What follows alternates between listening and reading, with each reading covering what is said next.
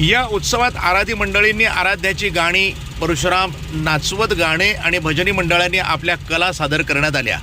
या महोत्सवामध्ये श्री योगेश्वरी मातेची मिरवणूक शहरातून नियोजित मार्गाने निघणार आहे। देवस्थानचा सचिव म्हणून मी सर्व देवी भक्तांना सूचित करू इच्छितो की यावर्षी मार्गशीर्ष उत्सव 20ला त्याची सांगता होणार आहे। या उत्सवामध्ये प्रामुख्यानं महिला आराध म्हणून परिसरामध्ये देवीच्या परिसरामध्ये बसतात।